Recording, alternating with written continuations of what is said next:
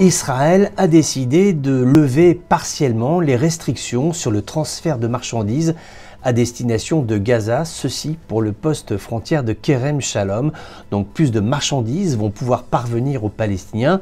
Seconde décision qui a été prise, c'est la zone de pêche. Aujourd'hui, elle est limitée à 11 km. Elle va être autorisée à partir du week-end à 16,7 km de profondeur. C'est important puisque plus on va en haute mer, plus les poissons qui sont saisis dans les filets des pêcheurs de Gaza sont importants. Donc il y a plus d'argent à la revente et cela aide les pêcheurs de Gaza à subvenir à leurs besoins et essayer autant que faire se peut de sortir de la crise économique qui est la leur. Alors pourquoi cette levée partielle des restrictions? Parce qu'il y a aujourd'hui un marchandage, disons les choses par leur nom. Les factions palestiniennes retiennent 2 civils israéliens ainsi que les dépouilles de 2 soldats israéliens qui ont été tués au cours de ces dernières semaines. Est-ce qu'ils vont être rendus ce week-end dans les prochains jours?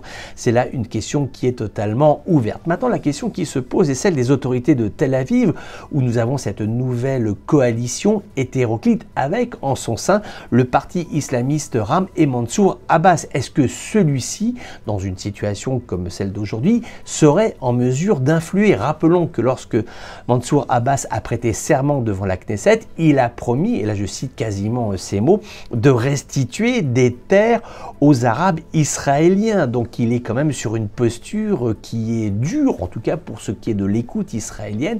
En tout cas, il semble être déterminé à ne rien lâcher sur la question territoriale. Est-ce qu'aujourd'hui cet homme peut influer puisqu'il se voit proposer des postes ministériels? Le ministère du Logement, qui est actuellement occupé par un Israélien, lui propose de devenir son vice-ministre, ce qui fait que Mansour Abbas aurait alors la main pour travailler sur la question tout à fait problématique du logement des Palestiniens qui sont aujourd'hui en Israël. C'est là une question qui se pose. Est-ce que Mansour Abbas peut influer? Quel sera son impact sur les décisions politiques qui seront rendues par les autorités de Tel Aviv? Cela fait partie de ces multiples questions que l'on se pose actuellement concernant la situation à la fois sur Israël mais également sur les territoires palestiniens.